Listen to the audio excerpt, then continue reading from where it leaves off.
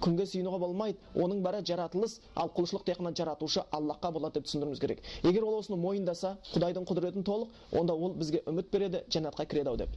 Бірақ өлейін деп жатқан адам екі түрлі болуы мүмкін. Бірінші, мұсылман болуы мүмкін. Мұсылман болатын болса, оны күштемейді екенбіз. Ла илаха иллаллах деп айт деп айтпайды екенбіз. Оның қасында лаққин, яғни тәлқиннің және бір мағынасы, қасында өзіміз айтып отырамыз. Өзіміз айтып, ла илаха иллаллах деп өзіміз айтып отырамыз. Яки болмаса пайғамбарымыздың осы ла илаха иллаллахқа байланысты хадистерін айтып отырамыз. Мән қала фи ахири каламихи ла илаха иллаллах дахалал жанна. Кімнің соңғы сөзі ла илаха иллаллах болса жәннатқа кіреді деген екен деп айтып отырамыз. Осы арқылы оны есіне түсіреміз. Өйткені ол мұсылман ғой. Ол намаз оқыды, ол ораза ұстады, ол көзі тірісінде ла илаха иллаллахты білді. Сондықтан оған тек қана естірту жеткілікті екен. Ал өлген адам мұсылманшылықты білмеген адам болса, көзі тірісінде палшыларға сенген болатын болса, ол өлгендер пайда береді, зиян береді деп жүрген, нанымда жүрген кісі болатын болса, яки болмаса мүлдем басқа бір дінде, христиан дінде ме, басқа дінде болатын болса, ол өлейін деп жатқан болатын болса, оған біз онда бұйрық айтады екенбіз. Құл, айт, ла илаха иллаллах деп айт, ла илаха иллаллах деп айт деп бұйырғанымыз жақсырақ болады екен. Және оның мағынасын түсіндіруіміз керек. Бұл өте шынымен де керек нәрсе. Егер сіздер бір көне қазақтың фильмдерін көрген болсаңдар айтады, бірін-бірін өлтіретін кезде, ал иманыңды үйре бер дейді ғой. Сен ла илахыңды айтып ал деген сөз ғой. Ал енді иманыңды үйре бер дейді де, қазір басын жауып аламын деген. Яғни ла илаха иллаллах осыны айтып білдіру қажетті болып табылады екен.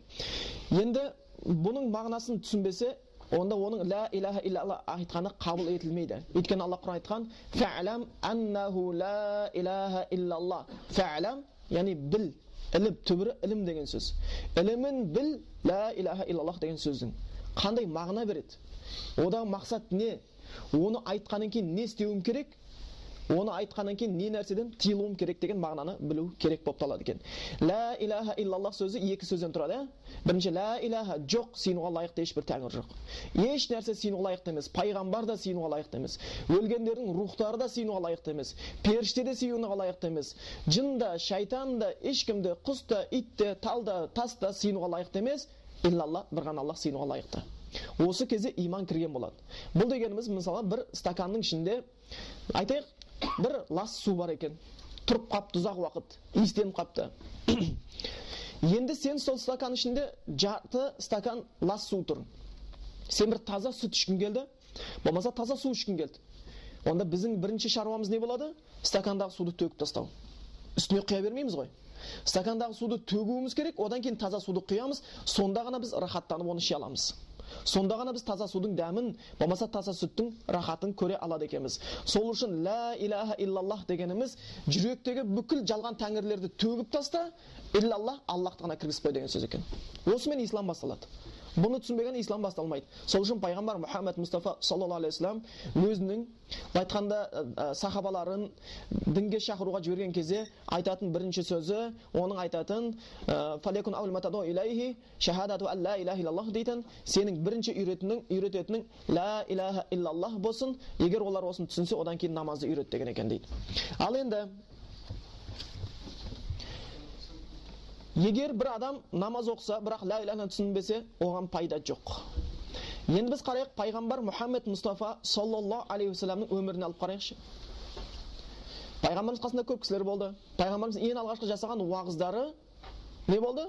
Я айюхан нас, ей адамдар, қулу ла илаха иллаллах, ла илаха иллаллах деп айтыңдар, туфлиху, құтыласыңдар деді. Тозақтан солай құтыласыңдар, азаптан солай құтыласыңдар, осымен сендер ізілге жетесіңдер деп айтты. Бір күні пайғамбар Мұхаммед Мұстафа саллаллаху алейхи вассаламның әкесімен бір туған бауыры, пайғамбарымыздың ағасы болып келетін әке тарапынан Абу Талиб жан тапсыратын уақытқа келді. Яджуду нафсаху деп келеді, хадисте соңғы демдер шығып жатқан еді. Пайғамбарымыз Мұхаммед Мұстафа саллаллаху алейхи вассалам оның кісінің қасына келді. Барса, сол Меккеде тұратын мушриктердің көсемдері, Абу Жахил бар, басқасы бар, басында топталып жиналып тұр екен. Пайғамбарымыз оның бәрін ешқайсына қараған жоқ. Өйткені ол кісі ең жақсы көретін кісі еді, Абу Талиб. Пайғамбарымызға дүние тұрғысынан да, рухани тұрғыдан да көп жәрдем еткен. Пайғамбарымыз басына қиын қыстау күндер туған кезде оны жақсы көрген кісі. Пайғамбар Мұхаммед Мұстафа саллаллаху алейхи вассаламды өзінің балаларынан артық жақсы көрген кісі екен да. Өзінің балаларын төсекке отырғызбаса да, пайғамбарды отырғызады екен. Пайғамбарымыз саллаллаху алейхи вассалам кішкентай кезде аяғына алып отырғызатын кісі болған. Сол кісі соңғы демі шығып жатқан кезде пайғамбар ол кісінің қасына келді, "Я амми қул ла илаха иллаллах" деп сұранды. "Ей әкемнің бауыры болған ағам, айтшы ла илаха иллаллах деп айтшы" деді. Көзіне жас келіп жатты. "Айтшы ла илаха иллаллах" деп. Ол соңғы демі шығып бара жатыр, қиналып жатыр. Ал біздер болса, қиналып жатыр ғой, ештеңе деме деп өлігімізді одан сайын дозаққа итермелейміз. Осы кезде жан ұшырып оны құтқарып қалмасақ, өмірінде құтылмаған адамды, онда бітті он. Өлгеннен кейін сен оның басына алтыннан мазар соғасың ба, өлгеннен кейін оның моласына 24 сағат молдан әкеп Құран оқытып қоясың ба, бітті, оның жәннатқа кіруге мүмкіндік жоқ. Өйткені біздің бүкіл тіршілігіміз тірі кезде есептелінеді. Тірі кезінде істей алмаған тіршілігімізде өлгеннен кейін ешбір пайдасы болмайды екен.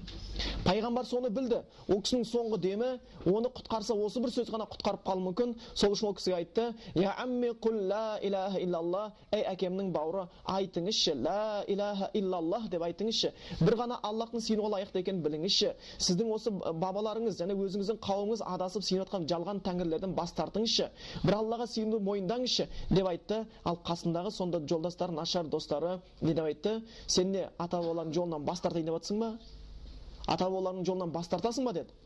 Ол кімге не тыңдарын білмей, қиналып, жан алқымға келіп жатыр. Сол кезде аузына мына сөз шығып жатқан еді: "Жоқ, енді мен ата-бабам жолынан бас тартпаймын ғой" деген кезде жан шығып кетті. Пайғамбарымыз жылап жіберді. Өйткені пайғамбар білетті оның жағдайы не болатынын еді. Не болатынын білетті да. Ал сол адам дозаққа түседі деп айтылған.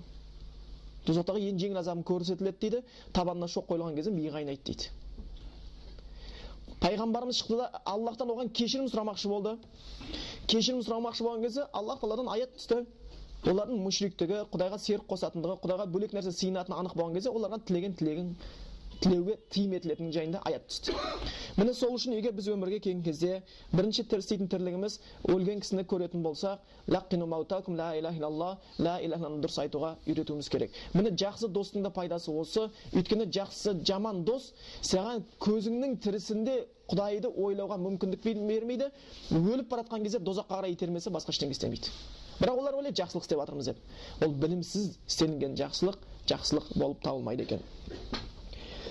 Енді бұл бірінші тіршілігіміз екен. Екінші, енді адам өліп бара жатқан кезде ла илаханы айтқызған екенбіз. Енді адам өледі. Жан шығып кетті кеудесінен. Одан кейін не істеуіміз керек? Тағмидул айнайхи деп келеді, екі көзін жауып қою дейді. Мысалы өткен адам кеудесінен жан шыққан кезде, денесі қызуы бар кезінде, жылуы бар кезде, оның көзін жапсаңыз, жағын тақсаңыз, аяқ қолын түзелеп қойсаңыз, түзеліп қалады. Ал денесі суып қалғаннан кейін, ол түзелуі қиын. Түзелуі өте қиын болып қалады. Сол үшін шариғаттың өзінде кеудесінен жан шыққаннан кейін оның көзін жұмғызуымыз керек екен. Пайғамбарымыздың хадис бар, жаңағы инна руха ида қубида табиахул басар дейді. Адамның жаны кеудесінен шыққан кезде шыққан жанына қарап қалады дейді, рухына қарап қалады дейді. Сол үшін көп жағдайда өзімнің де тәжірибеден көрген жағдайым, бірнеше адамның жан шығар кезде қасына болуыма тура керек болып қалды. Сонда олар өлген кезде көбінесе жоғарыға қарап қалғанын байқадым. Көп жағдайда жоғары қарап қалады. Бір нәрсені көргендей көзі жоғарға сүзіліп барып жан тапсырады. Көп жағдайда. Бірақ пайғамбардың кейін хадисін оқыдық. Пайғамбарымыз хадисінде жан алатын періште адамның бас жағынан келіп отырады деген екен. Бас жағынан келіп отырады. Одан кейін және бір көрген нәрсе